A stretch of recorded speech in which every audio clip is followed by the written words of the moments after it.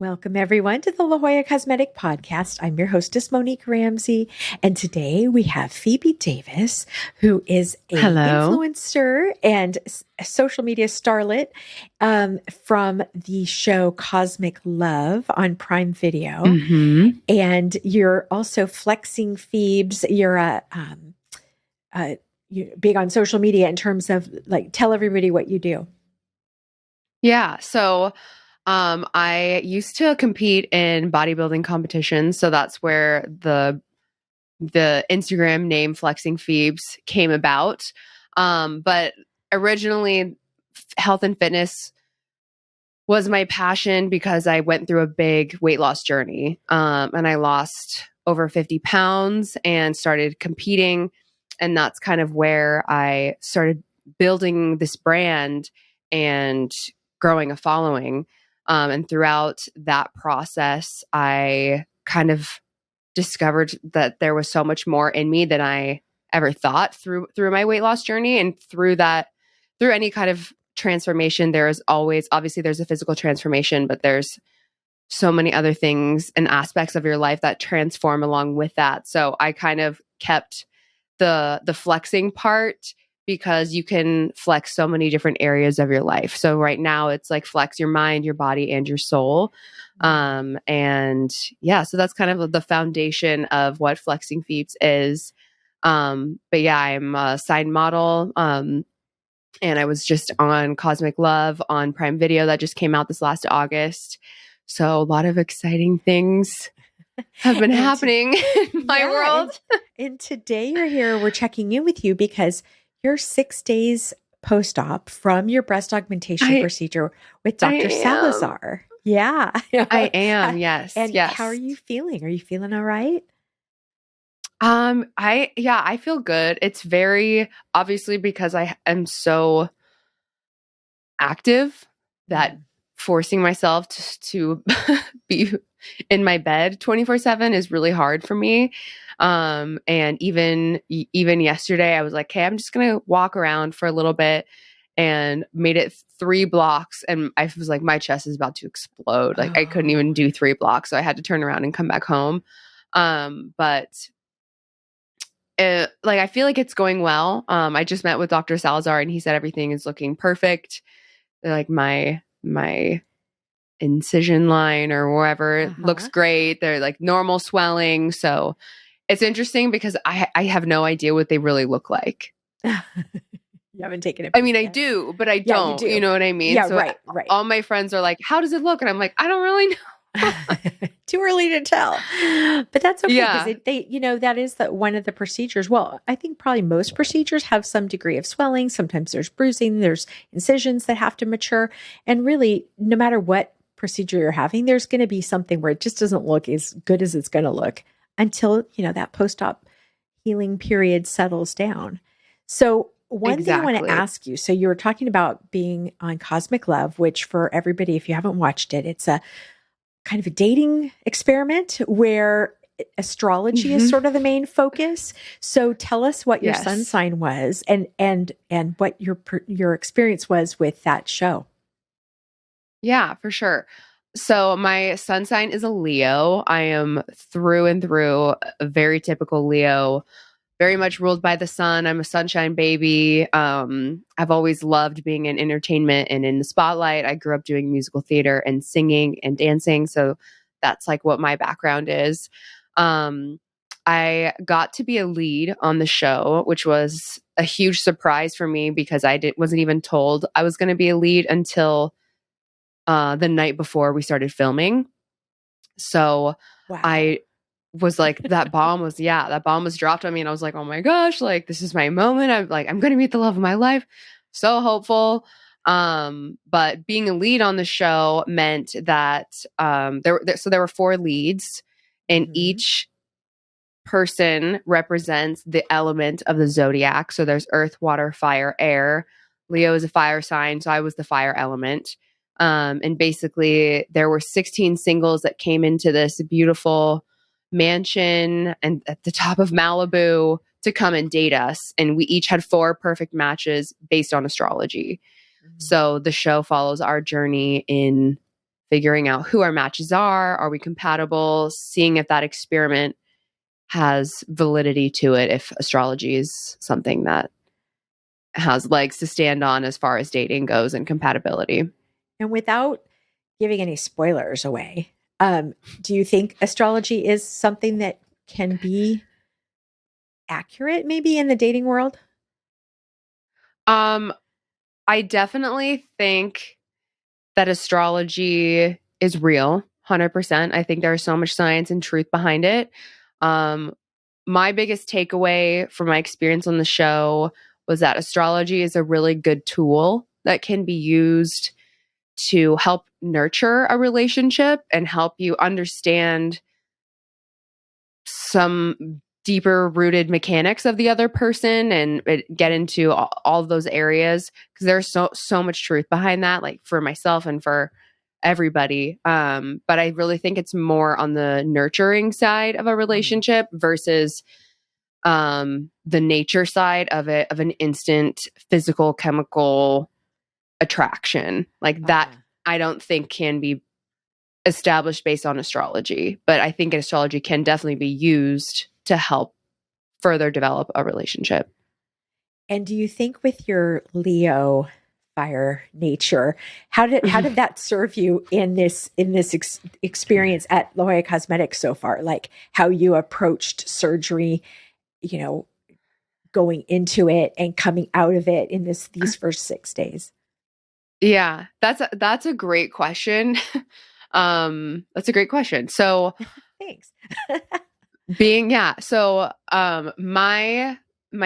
big three in astrology is I'm a Leo sun, a Pisces moon, and a Leo rising. So I have double Leo in my big three. So I'm very much a fire sign, but having a Pisces moon means I'm so emotional, but it's like underneath all of these shells. So going into the surgery, I was like, I'm so excited. I can't wait to get this done. And then the night before, I'm like, I need to cancel it. I was like so emotional. I'm like, Mom, what have I done? Like, is this really what I want to do? Like second guessing everything. And I mean, even when I was coming in for my consultations and my pre-op appointments, I was just like, I'm so nervous. Like, oh, surgery is scary. Like, do I really want to put myself through this? Like, but the hard shell, the fire is like, oh, stop complaining. Yes, you're going to love it. Like, suck it up. It's going to be great.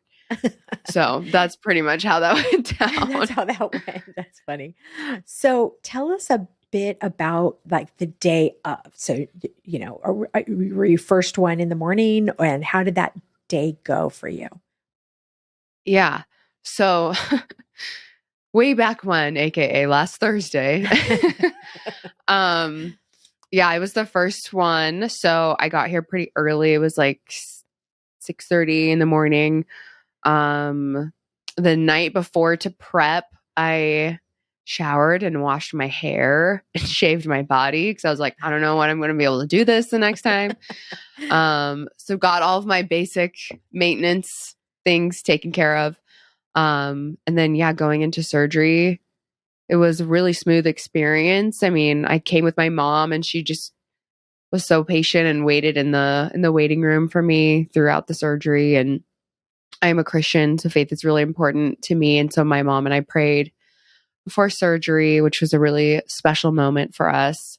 And then, yeah, I went back and literally it was like I was talking to the anesthesiologist and one of my nurses about, we were talking about like it being an influencer, and then somehow we got to talking about favorite restaurants, and I love Red Robin. This is the last thing I remember. So I was like, oh yeah, I love Red Robin. Like literally that's that it. was the end of it. And then I woke up and I was like, oh my gosh, I have an elephant on my chest. Whew. Now, have you ever had any surgery before? You don't have to say what it was, but have you ever been under anesthesia? I have. I got a tonsillectomy. Oh. What, like 6 or 7 years ago? So I was definitely in my 20s, and everyone has always said like you're supposed to get your tonsils out when you're a little kid because the recovery is really hard on you as an adult. So that was the last time I had surgery, and when I get anesthesia, I wake up. This has got to be the Pisces moon in me because I'll wake up just so emotional for no reason and I'll just like cry. But I didn't cry this time. I didn't. You didn't cry. I wanted to. I could feel it. I could feel it right there. But I was like, there's no reason. Be an adult. No, that must be something. So I'm a Capricorn, so Earth, and okay. Leo rising. So wait, happy birthday. Did you just have a birthday? I did on Christmas Day. I'm a Christmas baby. Oh. Yeah. So I did just have, baby. Well, happy Leo, birthday. Thank you. Leo rising and then Libra moon. And so but I woke up every time I've ever had anesthesia, I've woken up crying. And I don't know, maybe I don't know if it's just the drug or whatever. And they'll say, what's wrong? I'm like, I don't know. I know. It's the weirdest feeling. It like feels good to cry because I don't know. Like you have no words to express what's going on, but it's just like, like there was nothing wrong. It's just I'm crying and I can't tell you why. Yeah, just let it happen. Don't look at me. So then, okay, let's talk about that first 24 hours. What did that feel like, or did you mostly sleep? Did you need anything comfort wise, or was there something like if you were going to say to somebody, okay, you're having a breast augmentation, next Monday, what would be kind of those things that were really important necessities for that first 24 hours? Yes. So I slept the majority of that day. And I would say necessities, obviously a bunch of pillows so you can prop yourself up, and like it almost hurt to have my arms like all the way down. So to have pillows literally on either sides just to rest them, like literally just surround yourself with as many pillows as you possibly can because you'll probably need them. And then pillows under your legs just to kind of elevate for swelling, like that really helped. That was really comfortable. And then bendy straws, and protein shakes because you're on drugs, obviously. So you need to have like crackers on hand. So on my bedside table, I had like a sleeve of Ritz crackers and saltine crackers and then protein shakes with straws. That's basically been my diet is crackers and soup and protein shakes for the past week. Well, that makes sense, sort of your point about having your arms sort of elevated, because with that, going under the muscle, because the implants will go under that pectoralis muscle, then that muscle's getting stretched. And so anything where you're pulling down, I think, even just having your arms by your side is, making that muscle either move or, so it kind of makes sense that you're shortening that muscle a little bit, maybe by having your arms up. Yeah, 100%. Yeah, it helped. I don't know. Bent elbows for the people who are listening, not watching. Yes. Sort of like chicken arms, And my mom drove over from Arizona to help take care of me. I'm so grateful for her for doing that. So nice. And she's actually helped both of my other older sisters with their breast augmentations. Yeah, so she has experience doing this. You're not the trailblazer in the family, huh? No, I am not. I'm most definitely following the pack. But yeah, she has experience in this for sure. So she that's sweet. Laid out all of my medications in her phone with timers for specific ones and just like got me on a schedule immediately and had the protein shakes ready, the bendy straws. She got me frozen peas ice packs to use as ice packs. So I've been using those. Moms just do it better. Moms do it right. Moms do it right. I'm taking care of my kids after procedures, and it's, there's nobody like your mom. So I know. I miss her. So let's like back it up before the surgery, when you had your consultation with Dr. Salazar, how did you go about finding like the right size for you and the right, maybe implant shape, and what were your goals going into the procedure? Yeah. So I had 2 consultations actually, because I couldn't decide on after the first one. And the second one, my sister happened to be in town, and she is a nurse at a cosmetic surgery center in Arizona. So and she also has her breast done. So she knows this world. And I'm just like, Abby, I need you to come with me. So the first time I went in for the first consultation, bottom line, my biggest fear was going too big. Because I am a model, like I need to have like it needs to look natural. Obviously, I want them to look good and it to like be obvious that I have boobs, but I don't want it to be obvious that they're fake, if that makes sense. So I showed Dr. Salazar a few photos of my friends who I personally know and love the look of theirs. But it's really hard because I'm super tall and I'm taller than all of my friends. They're like, I'm 5'9", and the majority of my friends are 5'5" and under. So to use their size, their CCs with mine is hard to do because our body types are completely different. So that was a big learning curve. Is like, oh, well, 250 cc's in her is going to look like it looks huge on her, but it looks super tiny on me. Like that was the learning curve. So I think the first appointment I was like, yeah, let's do we landed on like 250. And then the second consultation where my sister was there, we we did not, we went much bigger than 250. But I was like so nervous how going bigger was going to change the appearance of my body and the fact that I am a model and I am in the entertainment world and social media and all these things. Like I rely on my body for income to a certain degree, So I was just like really paranoid about going too big. But we decided on a range between 335 cc's and 365 cc's. And that made me feel so much more comfortable knowing that Dr. Salazar could put in different sizes during the actual procedure and they could see which one actually looks best for my frame. That made me feel a lot more comfortable knowing like, okay, you can put in and actually see what it's going to look like.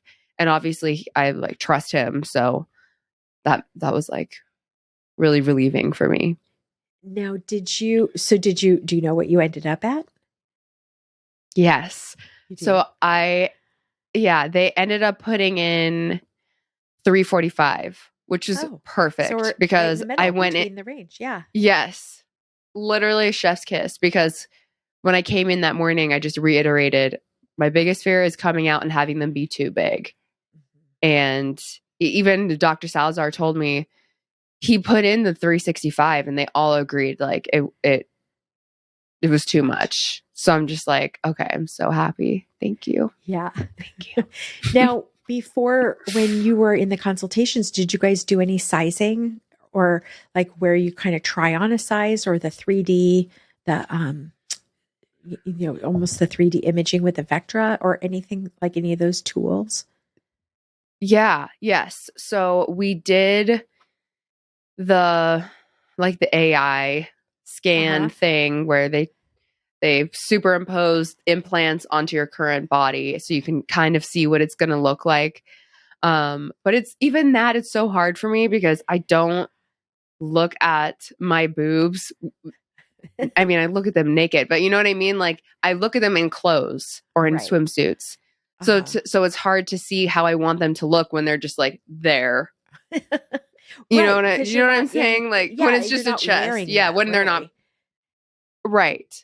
So it was like, it was cool to see the different sizes because it had like a full 360 view on it and you could see like what it looks from the side and from underneath and all around the world.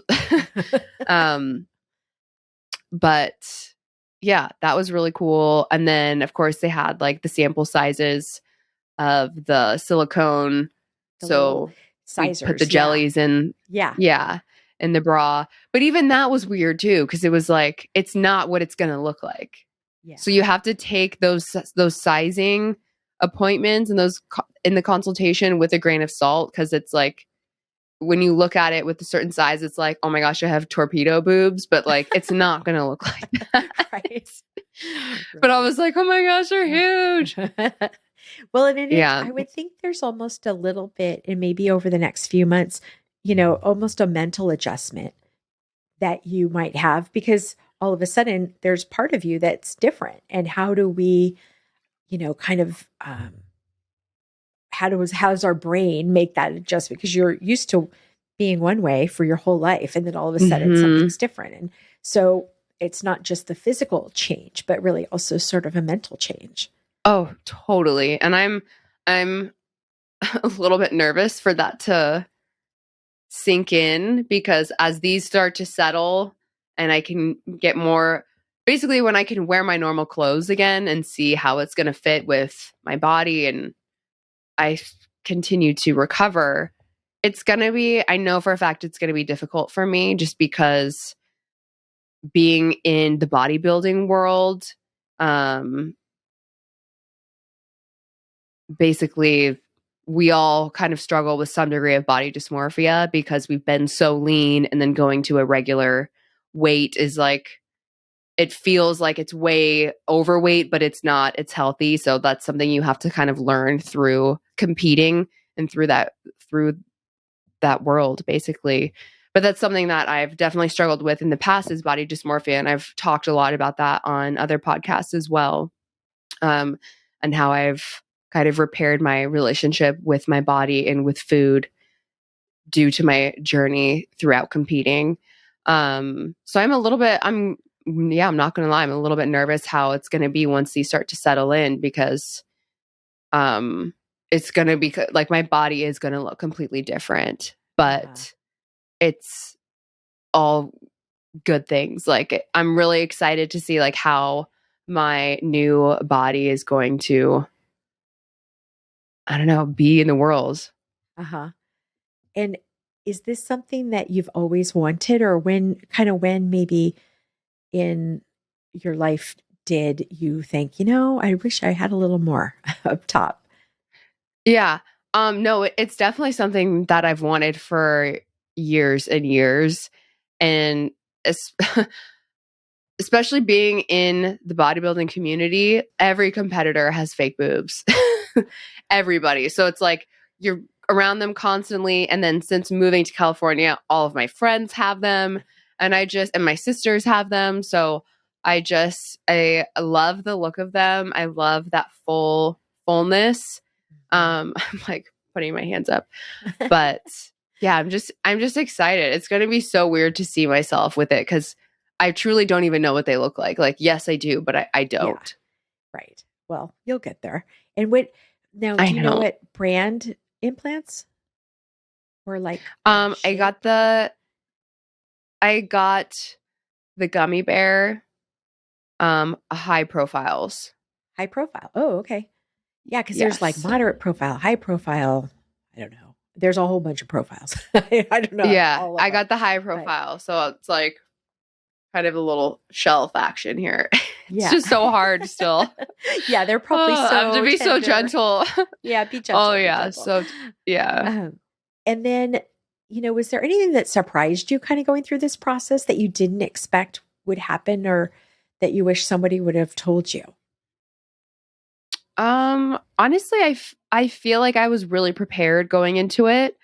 So many of my friends have their boobs done, and my family members and my mom's helped with the recovery, and I felt as prepared as I possibly could be going into it, which I'm really grateful for. And the day of my surgery and the days following, I've had so many friends come visit me and bring me like care packages and flowers, and just send me messages of encouragement for my recovery. So I'm so grateful for that. I love my friends and my community.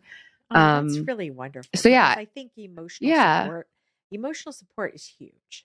You know, just knowing that, you know, it's like, you know, no matter how old you are, when you go to tell your mom or your significant other or your best friend that you want to do this, whatever the change is, you know, that's a nervous moment to sort of spill the beans about this inner thing you want to Oh change. my gosh. And so I how did know. that go when you told your mom? And maybe it wasn't a big deal because your sisters had it, but how did that Yeah, conversation sort of go? To my family, they were supportive. They were like, okay, like, sure, sounds good. They were just like, don't go too big. And I'm like, yeah, obviously. But yeah, my family was super supportive. My friends were like, oh my gosh, you're going to look so good. I'm so excited for you. So I got nothing but good feedback, and a lot of support and encouragement. So I'm very grateful. But something about, sorry, what were you going to say? No, I was going to say, and same with your like online community, because you have so many followers. And so how did your Instagram community react? Because sometimes there can be people out there who aren't super positive. Right. Yeah, so that's exactly what I was going to touch on. So I had the majority of people on social media were really supportive, and they were like, "Oh my gosh, Phoebe 2.0, or like she's going to be like California, San Diego just got 10 times hotter," like jokes like that. So a lot of good feedback and support. I did, of course, get a few messages.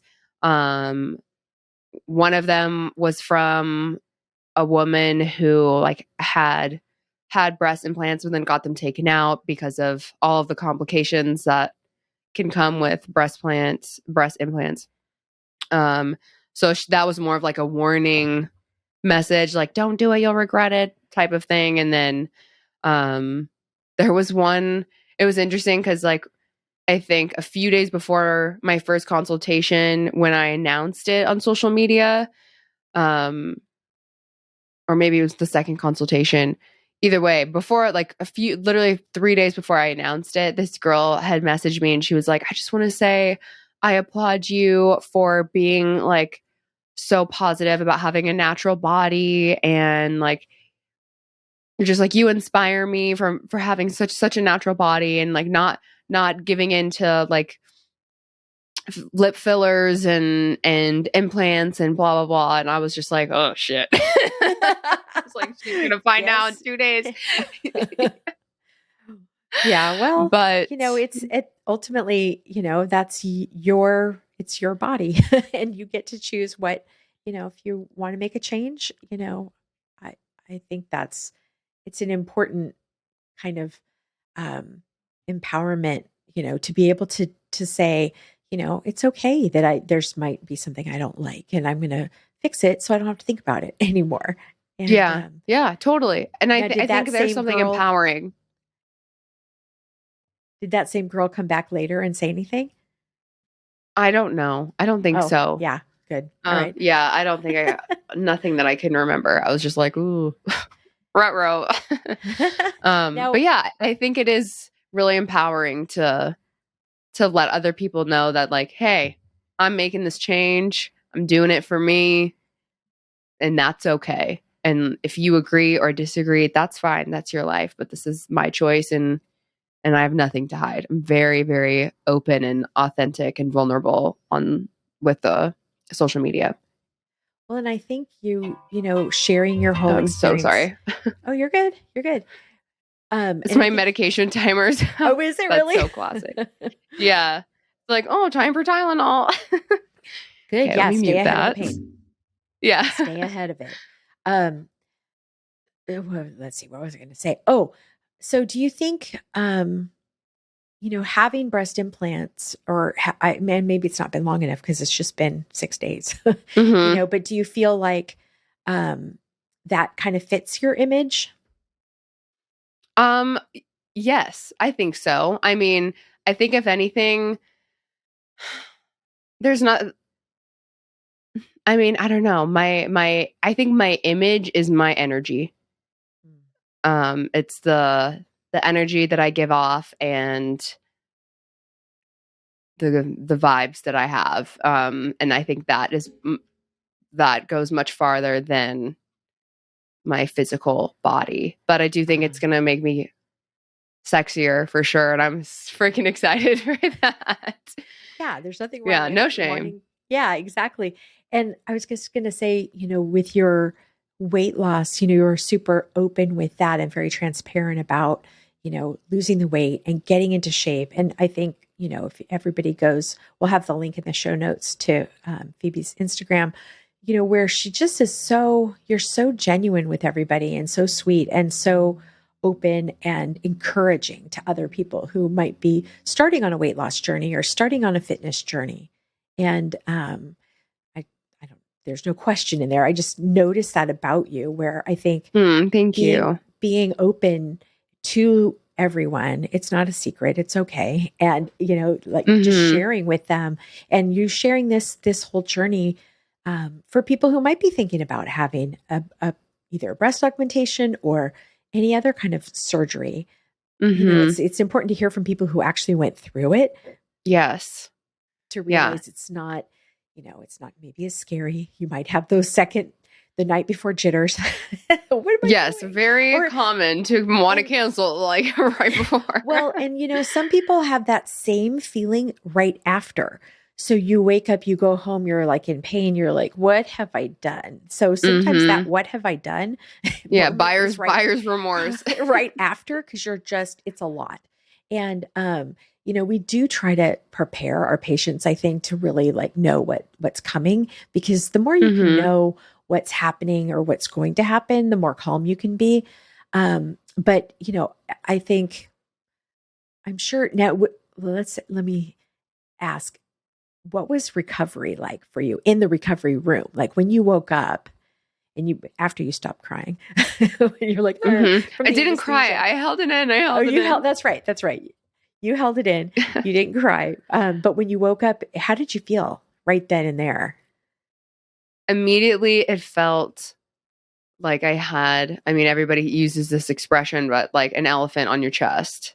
It was just like an immense amount of pressure and tightness.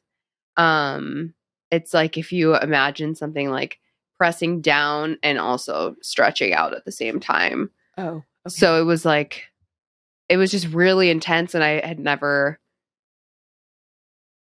had anything put into my body like that before. So it's just like, oh. Now, has that gone away? And how long did that take to go away? The pressure was really intense, definitely the first 2 days. I still have a lot of pressure right now, but it's not as like heavy as it was on day one. Yeah, I'm only 6 days in, so I wish I could say what, like, by which day it goes away, but it's definitely still here. My range of motion is definitely still limited. So just day by day, it's getting a little bit better. I'm switched to Tylenol now, so yeah, who knows? Good. I don't know. Yeah. Now, when did he say, I know it's only 6 days, so we're not even close to being able to work out yet, but when did he think that you'll be able to resume maybe some of your fitness activities? Yeah. I think after my next appointment with him, which will be in 2 weeks, so that'll be like a 3-week. Well, I guess that'll be 3 or 4 week checkup. Math is not my whenever. Not my friend. So yeah. In 2 weeks, we'll have another follow-up and we'll see kind of where things are at. But all of my friends who've had breast augmentations have told me that they were able to get back into the gym around 6 weeks.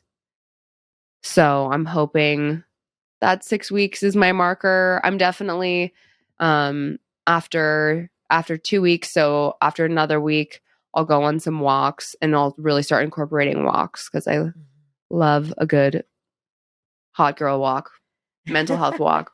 Yeah. But yeah, I don't know exactly when I'll be able to fully work out. I know I can do like lower body, but I want to train my arms.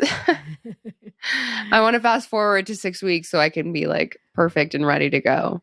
Yeah. Yeah. Well, think about, we're in January. So like by spring break time, and when the sun's really starting to get warmer, here in San Diego, it's going to be like the perfect time to, be able to show. Oh my gosh, I know. Show off. And like, I know. Think of all the opportunities for amazing bras and lingerie and bathing suits. It's like, and oh darn, I have to go shopping, or maybe they'll send me something for free to try. Yeah. I'm like, I got new boobs. You want me to let me wear your stuff? Hit me up. That's funny. Yeah. If a friend asked you, what are the 2 or 3 most important things about having breast augmentation, if in your limited experience here with 6 days after, what would you tell them? Make sure you have someone who can take care of you. Whether that's a friend, family member, significant other, just you need somebody to be there to help you, because you literally, like, especially the first day, you need help like going to the bathroom and doing the most easiest, simple tasks. You need somebody there. So have somebody lined up that you trust and hopefully has some experience in taking care of somebody after surgery. That's definitely super important. Second important thing is, I would say, mindset going into surgery and coming out of surgery, just knowing that the pain is temporary and the result is going to be amazing, but you definitely just need to be patient and don't be freaked out about how things look immediately after, because they still need to settle. So just having a good mindset about the whole process. What's the third thing? I mean, this kind of ties into the first thing, but just like have a good community support system around you, because it's going to be an interesting journey. And it, when you're going through surgery, it's just nice to know that like people care about you and they're praying for you and they're thinking of you. I would say like just community is so important. Oh, that's nice. So thanks for coming in to our little podcast studio. Yeah, thank you so much. Right after your post-op visit. And then we'll probably catch up with you again in a couple months, maybe, I don't know, 6 weeks, 8 weeks. Yeah, I'd love that. And then I can not wear a button-up shirt. Yeah. And before we started recording, she was saying, yeah, I can only wear button-up shirts right now. And it makes sense, because you can't put your hands over your head and try to put on something. No. A tight t-shirt or something. So then all of a sudden, it's like, hard. It's hard. Everything hurts. Where are the button-up shirts? I know. I'm like, I haven't worn this since I was in college when I lived in Washington. Oh my gosh. This is such a Washington shirt. Ay. So everybody in the audience, you can follow Phoebe on Instagram. You want to tell everybody where to find you? Yes. On Instagram, I am at Flexing Phoebes. And TikTok, I'm also at Flexing Phoebes. I have a website. It's flexingphoebes.com. And also make sure to watch Cosmic Love on Prime Video. And yeah, message me if you have any questions about the process from surgery to consultations. I'm an open book and I love to meet new people and build my community. So if you have any questions, please feel free to reach out. Let me know what your sign is. We can connect on astrology and be nerds together. So, yeah. And then we'll put in the show notes easy links to Phoebe and her social media and her website, and also Dr. Salazar, because he has his own. He's on our page, which is LJCSC, but he also has his own Instagram, Hector Salazar MD, and so you can catch up with him there and get to know him. And so then if you're listening and today you have any questions about scheduling or financing or reviews or before and after photos, we'll have all those in the show note link. And thanks again, Phoebe, for gracing us with your wisdom and your face. You're being post-op and looking like nothing happened. You're just looking. Oh gosh. Glowing. Well, I can't wash my hair, so I did get a blowout today. And hey, nothing this wrong. This is the first time I've worn makeup since the surgery, so I'm feeling like a normal person again. But yeah. Thank you so much for having me. Oh, thanks for coming, and we will catch up with you in a little while after everything's literally settling. Yes, okay. Exactly. Thanks. Thank you. Take a screenshot of this podcast episode with your phone and show it at your consultation or appointment, or mention the promo code podcast to receive $25 off any service or product of $50 or more at La Jolla Cosmetic. La Jolla Cosmetic is located just off the I-5 San Diego Freeway in the Zymed building on the Scripps Memorial Hospital campus. To learn more, go to ljcsc.com or follow the team on Instagram at ljcsc. The La Jolla Cosmetic Podcast is a production of The Axis, TheAxis.io.